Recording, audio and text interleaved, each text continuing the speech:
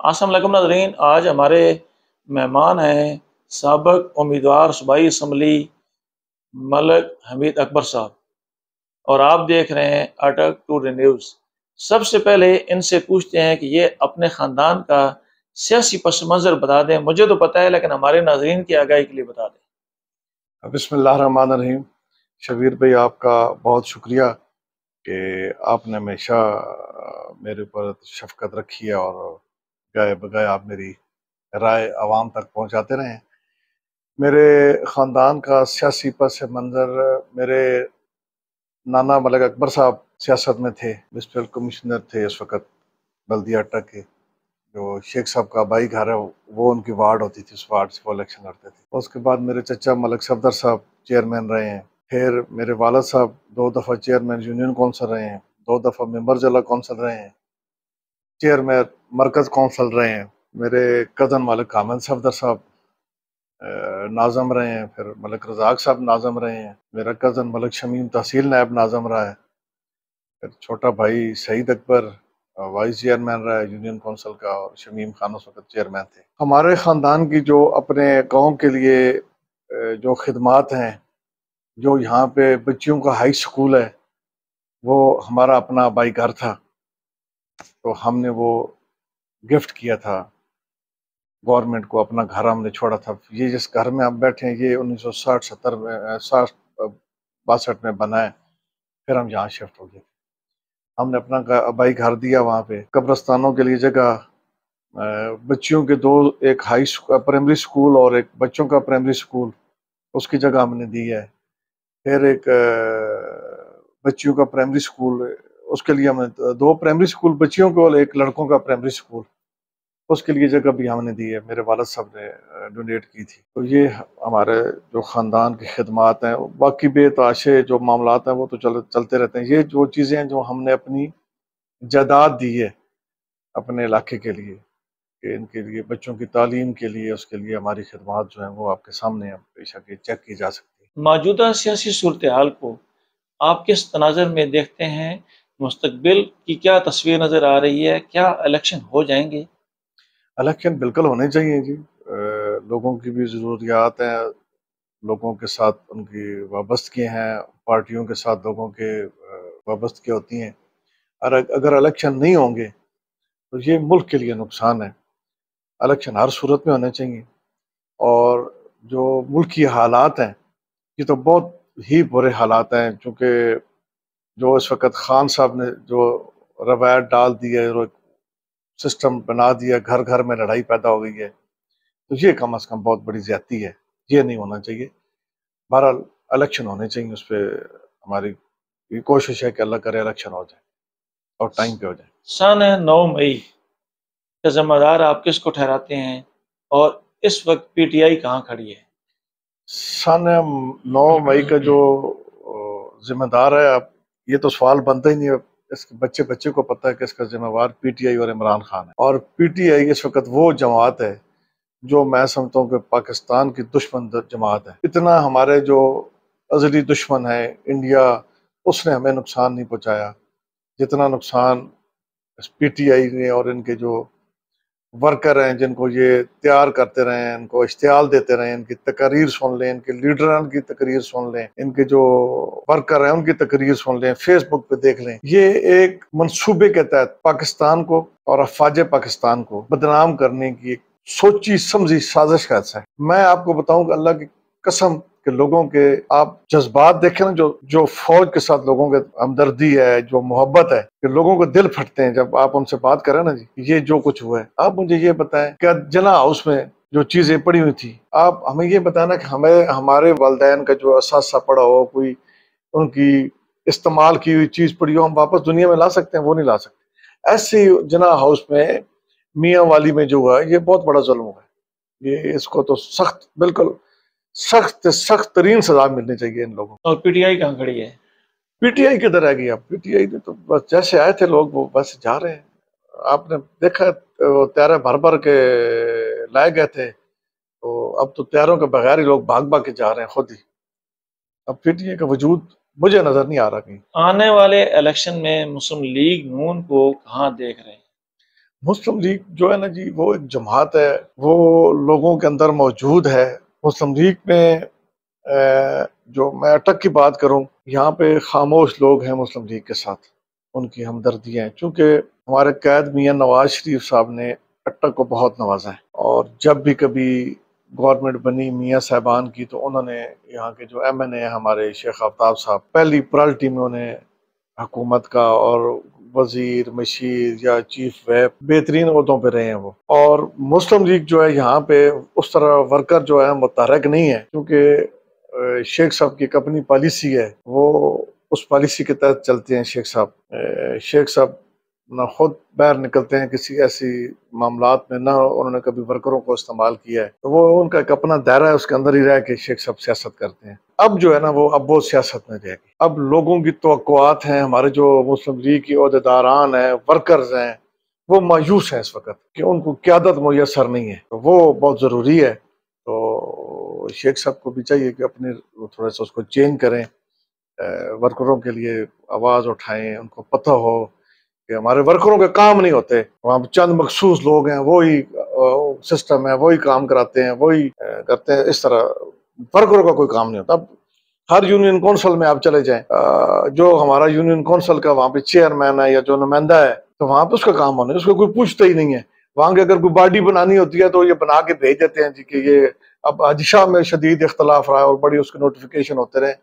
یہ جو چیزیں ہیں نا جی، حاجی شاہ میں جو لوگ ہیں وہ شیخ آفتاب کے ساتھ بھی نہیں ہے، میرے ساتھ بھی نہیں ہے، وہ میاں نواز شریف کے ساتھ ہیں۔ ایسی تمام لوگ ہر جگہ پہ موجود ہیں، جو کسی کے ساتھ نہیں ہے، وہ میاں نواز شریف کے ساتھ ہیں۔ اب اس کا مطلب یہ نہیں نا کہ ہم ان کو پروٹوکول نہ دیں، ان کی جائز معاملات نہ سنیں، جائز وہ سالوں سال سے بیٹھے ہیں میاں صاحب کے پیچھے، تو ان کو کیا، ہماری ایک میں حاجی شاہ کی بے تاشی ہر یونین کونسل میں یہی حال ہے۔ وہاں کے اگر کوئی پوسٹنگ ٹرانسفر کرنی ہے تو وہ اب میں کہتا نہیں کہ کس طرح ہوتی ہے، وہاں کے ورکروں کو کوئی نہیں پوچھتا، چند لوگ کی ملاپلی ہے، وہ اب لوگ تو بہت ساری باتیں کرتے ہیں، وہ جو ہے نا نہیں ہونا چاہیے، لوگوں کو پروٹوکول بن جائے، جو اس حلقے کا بندہ ہے اس کی بات سننی چاہیے، اس کی بات ہوگی تو مسلم لیگ کھڑی ہوگی۔ مسلم لیگ بہترین جماعت ہے، مسلم لیگ اس وقت پاکستان کی سب سے بڑی اور پاپولر جماعت ہے۔ یہ جو خان صاحب کی آپ کہتے ہیں نا جی کہ وہ پاپولر تھے، وہ تو ایک مصنوعی تھی، مصنوعی چیز زیادہ سا نہیں چلتی، بلبلے کی طرف ہوتی ہے اور کہیں ختم ہو گیا، پاپولر کدھر گئی، کوئی بھی نہیں۔ شیخ آفتاب احمد صاحب نے مختلف مقامات پر اپنے خطاب میں کہا ہے کہ آپ نے ساری زندگی پاکستان مسلم لیگ نون کی مخالفت کی ہے، اور ان سے بالا بالا آپ نے مرکزی قیادت سے رابطہ کر کے نون لیگ میں شمولیت کا ایک قسم کا اظہار کیا ہے، کیا کہیں گے اس بارے میں؟ میں جی بالکل مسلم لیگ میں نہیں تھا، میں 30 سال سے آزاد دھڑے میں تھا، وہ دھڑا میں جو طاہر صادق کا تھا، میں ان کے ساتھ تھا، کبھی مسلم لیگ والوں نے ہم سے رابطہ نہیں کیا۔ بالخصوص یہ شیخ صاحب کا کام بنتا تھا کہ وہ ہمارے ساتھ رابطہ کرتے، ہمیں وہ دعوت دیتے، ہم ان کو جواب دیتے کہ شامل ہوتے ہیں یا نہیں ہوتے ہیں۔ شیخ صاحب نے کوئی ہمیں اس طرح کی دعوت نہیں دی۔ تھوڑا سا میں اس کا بیک گراؤنڈ اور بھی بتا دوں کہ 2013 کے الیکشن میں لڑا تھا، تو اس وقت ان کے جو مسلم لیگ کے صدر تھے جاوید خان بجوڑی صاحب، انہوں نے میرے ساتھ رابطہ کیا کہ آپ مسلم لیگ میں شامل ہو جائیں۔ وہ ہمارا 2-4 مہینے معاملات چلتے رہے، پھر انہوں نے مجھے کہا جی کہ آپ مسلم لیگ میں شامل ہو جائیں اور آپ نے آئندہ اگلا الیکشن بھی نہیں لڑنا ہے۔ میں ساری برادری کے ساتھ مشورے کے بعد میں نے کہا چلیں ٹھیک ہے۔ انہوں نے کہا جی آپ ضلع کا لڑ لیں، تحصیل کا لڑ لیں۔ میں نے کہا جی سردار وحید صاحب بھی میرے ساتھ تھے، میں سردار وحید خان، شمیم خان اور میریا والے سارے تھے، اب ادھر میری اپنی فیملی کے بھی لوگ تھے۔ تو جو ہماری فائنل میٹنگ ہوئی اس میں انہوں نے کہا جی کہ آپ تحصیل کا یا ضلع کا لڑیں الیکشن، ہم آپ کو سپورٹ کریں گے۔ یہ شیخ آفتاب صاحب کی طرف سے تھا۔ میں نے شیخ صاحب کو کہا کہ جی کیونکہ حاجی وحید صاحب ہمارے گروپ کے بڑے تھے، میں نے کہا جی میں تو الیکشن لڑتا نہیں ہوں، اگر ضلع کا لڑنا ہے تو پھر آپ حاجی وحید صاحب کو سپورٹ کریں اور حاجی وحید صاحب کو لڑائیں، اگر تحصیل کا ہوا تو پھر حاجی صاحب یا شمیم خان کو آپ لڑا دیں، میں نے نہیں الیکشن۔ اور میں غیر مشروط طور پہ شیخ صاحب کے ساتھ مسلم لیگ میں شامل ہو گیا۔ میں ان کے ساتھ 2-4-6 مہینے میں نے کام کیا۔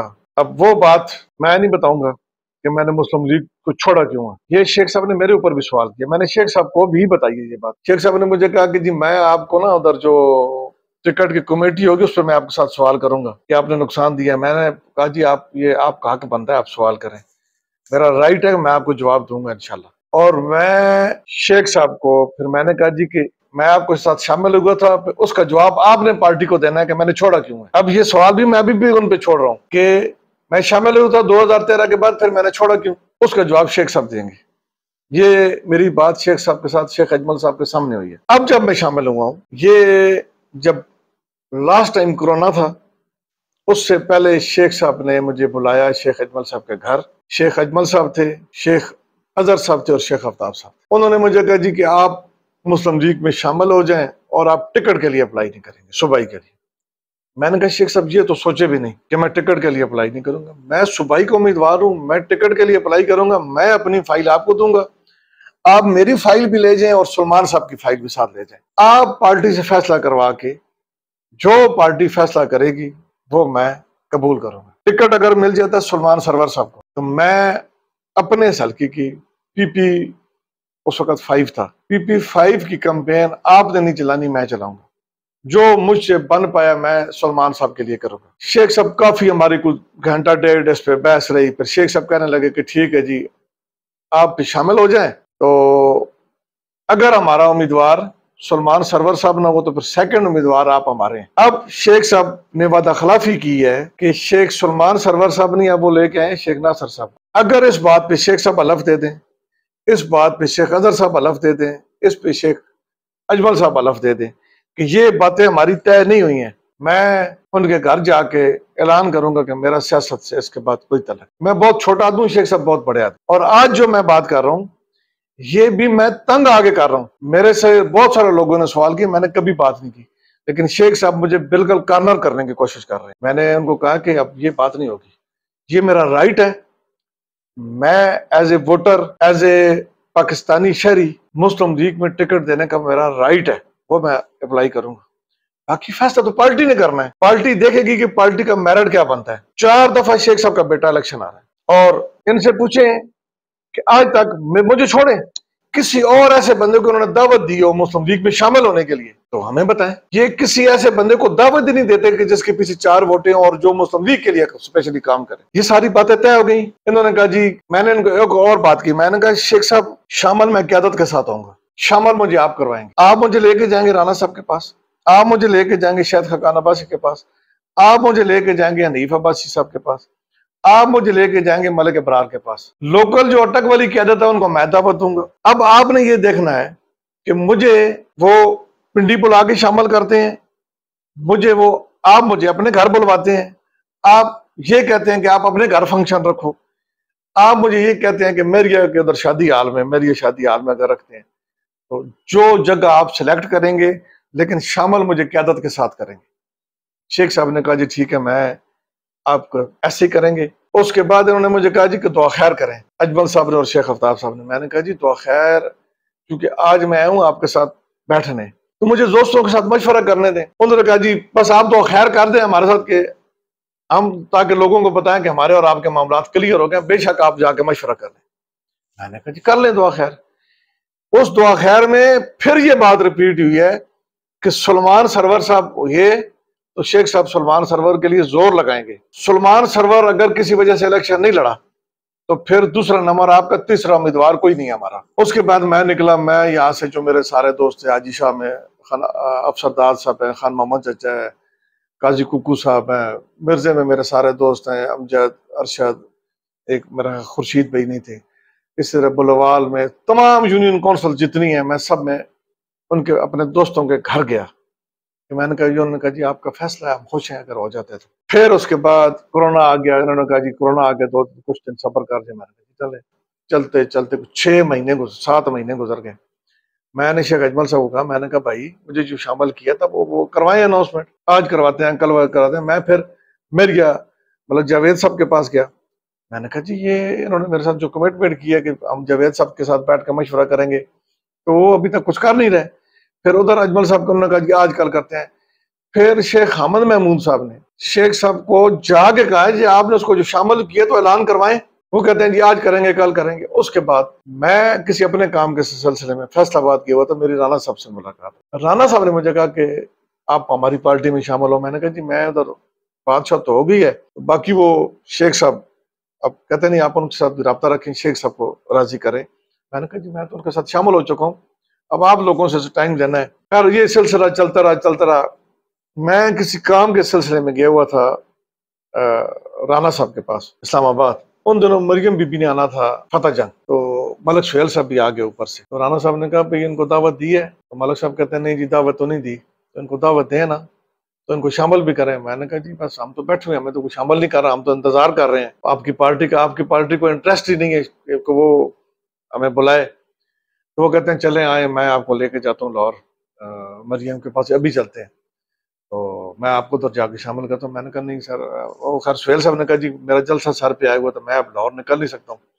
تو رانا صاحب نے کہا ادھر ہی بناؤ فوٹو، تو آج ادھر ہی تم شامل ہو گئے میرے ساتھ. وہ شامل ہو گئے. تو اجمل صاحب گئے ہوئے تھے عمرہ پہ، ادھر سے مجھے فون کرتے ہیں کہ یہ آپ نے کیا کیا. میں نے کہا یار میں نے کیا کیا، اس طرح ساری بات بتائیے. کہتے ہیں آپ کل شیخ صاحب کو ملے. میں چلا گیا. شیخ صاحب نے مجھے کہا جی میں یہ کروں گا، میں وہ کروں گا. میں نے کہا میں نے جواب نہیں دیا، میں اکیلا تھا اور شیخ صاحب. میں نے کہا میں نے کیا جواب دینا ہے. اس کے بعد 28-22 کے بعد پھر شیخ صاحب نے مجھے بلایا اپنے گھر. اس میں اجمل صاحب بھی تھے اور شیخ صاحب بھی تھے. یہ ساری باتیں پھر شیخ صاحب نے مجھ سے کہی. میں نے کہا شیخ صاحب یہ اب ایسے بات نہیں جیسے آپ کر رہے ہیں، آپ اپنے وعدے پہ کھڑے ہو جائیں. میں اپنے وعدے پہ قائم ہوں. سلمان صاحب کیا تھا، اگر آپ کہیں گے کہ نہیں اور آپ میری ٹانگ کھنچوا رہے ہیں. انہوں نے کہا جی آپ نے ہمارے خلاف خبر لگوائی ہے. میں نے کہا شیخ صاحب میرا یہ سسٹم نہیں ہے کہ میں لوگوں کے خلاف خبریں لگواؤں. میں نے اگر کوئی خبر لگائی تو اللہ کے فضل و کرم سے میرے اپنے نام سے خبر لگے گی. یہ فیک آئی ڈی سے خبر لگوانا اور یہ فیس بک والی لڑائی میں نے زندگی میں نہیں کی ہے. میں اس چیز کے سخت خلاف ہوں. یہ نہیں ہونے چاہیے. میرا اگر آپ کے ساتھ اختلاف ہوگا تو شیخ صاحب آپ کو نظر آئے گا، وہ جو آپ نظر آ رہا ہے.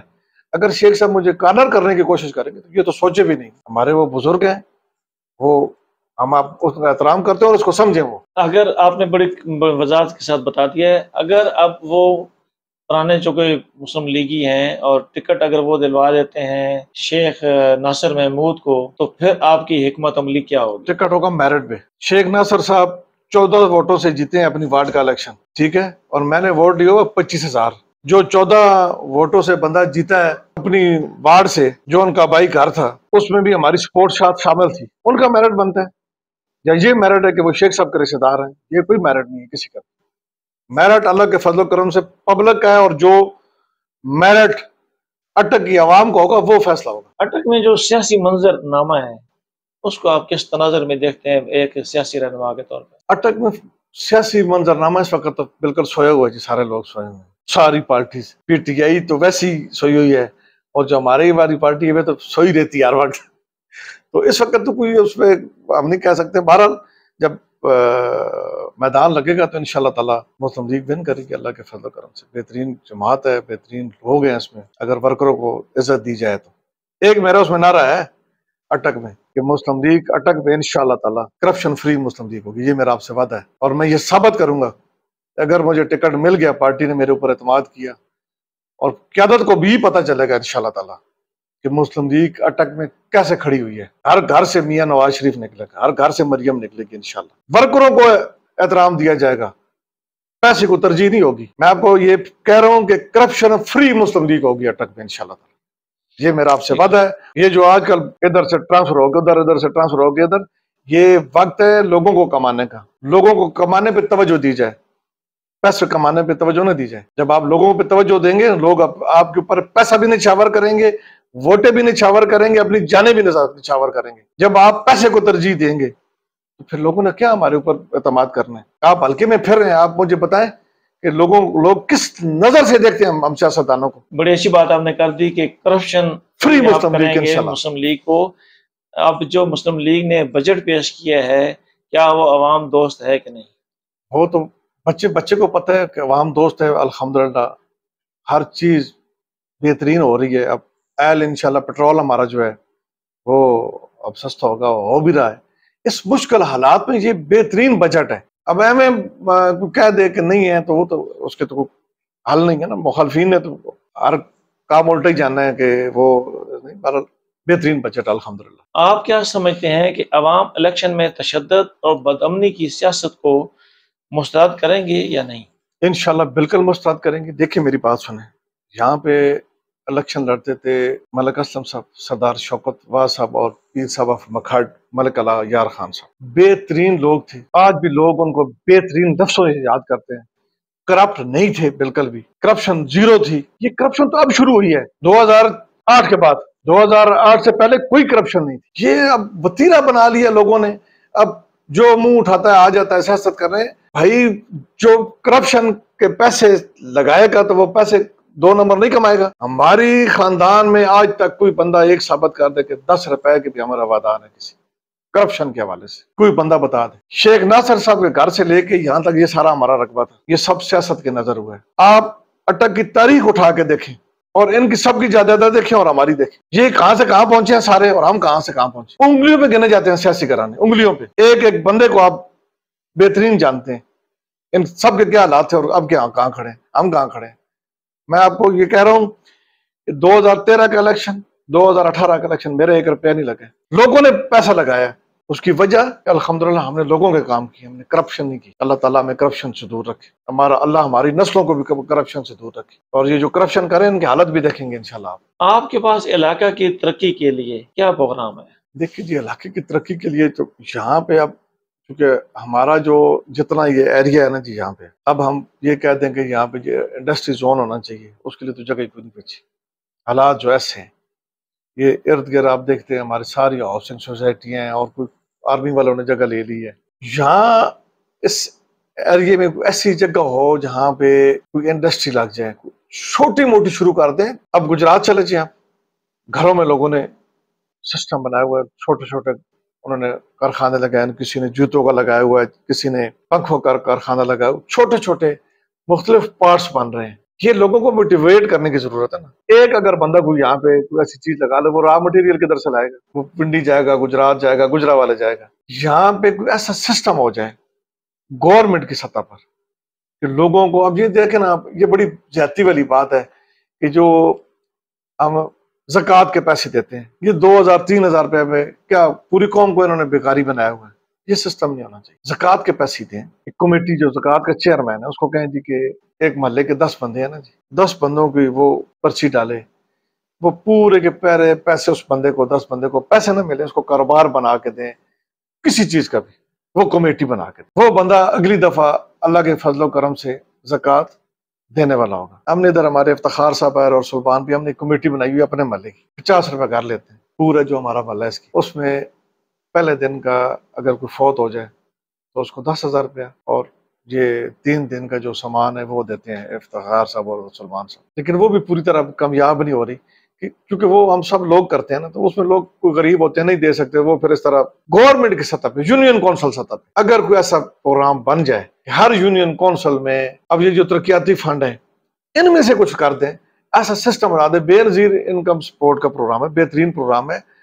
وہ 3,000 روپے دیتے ہیں. یہ تو پوری قوم بیکاری ہے. 3,000 میں آپ مجھے پتا کیا بنتا ہے, 2 وقت کا کھانا نہیں آتا. اس کو اکٹھا کریں, زکوٰۃ والا فنڈ اکٹھا کریں, وہ ایک ایک بندے کو دے دیں تاکہ ایک ایک بندہ تو مائنس ہوتا جائے, کوئی معقول پیسے پھیل جائے نا. 3,000 روپے لے کے جائے گا, وہ تو 2 وقت کا کھانا نہیں بنتا میرے خیال میں 4 بندوں. یہ جو ہے نا اس طرح کو پروگرام ہوگا پھر ہمارا ملک اٹک کم از کم ترقی کرے گا. میری تو کوشش یہ ہے کہ ایسا ہی پروگرام کو اللہ تعالیٰ کرے. اللہ نے توفیق دی, اللہ نے موقع دے دیا اور اٹک کی عوام نے اعتماد کیا, تو پھر انشاءاللہ پوری کوشش اس پہ ہوگی, اس پہ فوکس کریں گے. اٹک کی سیاست کی بات کرتے ہیں. آپ بڑا طویل عرصہ میجر طاہر صادق صاحب کے ساتھ رہے ہیں, کیسا لیڈر ہے؟ آپ نے بھی شیخ صاحب کا والا سوال کیا ہے. میں سب اچھے لیڈر ہیں, کوئی اس میں شک والی بات ہے. بہترین لیڈر ہیں, بہت کوالٹیاں ان کے اندر. ایک خامی جو ہے ان سب پہ حاوی ہے کہ کان کے وہ کچے ہیں. پورے 4 سال وہ اپنا گروپ ساتھ لے کے جاتے ہیں, جو اینڈ فیصلے کا ٹائم ہوتا ہے اس وقت ان کا پورا گروپ تتر بتر ہو جاتا ہے. یہ مجھے نہیں سمجھ آئی. میرا بہت اچھا تعلق رہا ہے ان کے ساتھ, بہت اچھا. مطلب آپ سمجھے کہ ہم بھائی بھی تھے, باپ بیٹا بھی تھے, بہترین دوست بھی تھے.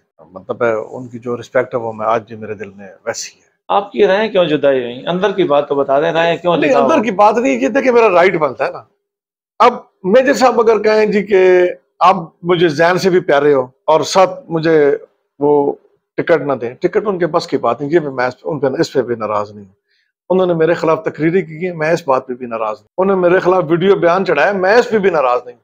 حالانکہ میرے تمام گروپ والے لوگ کہتے تھے کہ میجر صاحب کی مخالفت کریں. میں نے کہا نہیں یار, میں نے میجر صاحب سے کمٹمنٹ کی ہوئی ہے. اس میں شفقت خان تیرخیلی, اللہ تعالیٰ ان کو جنت میں جگہ دے, ممتاز خان بٹھو, صداقت خان پوران, اور میرا خیال میں چند فردوس صاحب تھے، یہ سارے بیٹھے ہوئے تھے. میں نے ان کو کہا تھا کہ اگر آپ پارٹی میں گئے تو میرے لیے کوشش کرنا، اگر مجھے ٹکٹ مل گیا تو ٹھیک، نہیں تو آپ قومی کا الیکشن لڑیں، میں صوبائی کا آزاد لڑوں گا، میں اوپر والی ووٹ آپ کو دوں. اور میں نے وہ وعدہ پورا کیا. میں کم از کم میجر صاحب کے سامنے بیٹھ کے میری آنکھ کے نیچے نہیں ہوں. انہوں نے جو کام مجھے میرے ساتھ کیا ہے نا، وہ بہت بڑی زیادتی کی ہے میرے ساتھ انہوں نے، کہ میرا 2018 والا جیتا ہوا الیکشن انہوں نے نبھایا. یہ جو یاور صاحب ہیں، یہ تو تیسرے نمبر والے امیدوار تھے. یہ میجر صاحب کو بھی پتا ہے میں کیسے آ رہا ہوں، ایک اور شخصیت ہے ان کو بھی پتا ہے. میں نے پھر ان دونوں حضرات کو کہا، میں نے کہا میرے ساتھ اس طرح نہ کریں، آپ کو پتا ہے میں کیسے آ رہا ہوں. آپ مجھے بتائیں کہ ایک بندہ الیکشن لڑ لے تو آپ کو پتا ہے جو لوگ ہیں وہ جیتے والے کے ساتھ ہوتے ہیں، جس نے ووٹ دی ہوتی وہ بھی، جیسے نہیں دی ہوتی وہ بھی کہتا ہے میں آپ اس کو ووٹ دی. آپ آج بھی چلے جائیں اٹک شہر میں، آپ آج بھی چلے جائیں کسی دیہات میں، وہ آپ ان سے پوچھیں گے تو وہ کہیں گے جی ہم نے بیل کو ووٹ دی. یہ بالکل حقیقت ہے. میرا میجر صاحب کے ساتھ یہ اختلاف ہے. اختلاف کی وجہ سامنے آ گئی، ٹھیک ہے. اب میجر طاہر صادق صاحب نے اپنے بیٹے کو سیاست میں پیچھے کر رکھا ہے، اور ان کی بیٹی جو ہے ایمان طاہر صاحبہ، وہ میدان سیاست میں ہے. کیا وہ باپ کی جگہ کور کر سکے گی؟ میجر صاحب کو اس وقت جتنا نقصان ہوا ہے نا، وہ ہماری بیٹی بھی ہیں، ہماری بہن بھی ہیں، سارا ایمان بی بی کی وجہ سے ہو رہا ہے. میجر صاحب کے سامنے لوگ نہیں بولتے ہیں، کیونکہ میجر صاحب کا جو گروپ ہے، میں 35 سال میرے میجر صاحب کے ساتھ گزرے. میرا میجر صاحب کے پورے ڈسٹرکٹ میں جو گروپ ہے سب کے ساتھ رہا. اور میجر صاحب کی بیٹی جو ہے نا جی، میجر صاحب کے خلا کو پورا نہیں کر سکتی، بلکہ میجر صاحب کو ڈیمیج کر رہی ہیں. اگر آپ کو بطور سیاسی ورکر یا سیاسی رہنما کہا جائے کہ ملک امین اسلم، شیخ آفتاب احمد اور میجر طاہر صادق کے درمیان ایک تقابلی جائزہ پیش کر دیں کہ کون مدبر اور اچھا سیاستدان ہے، تو آپ کیا کہیں گے؟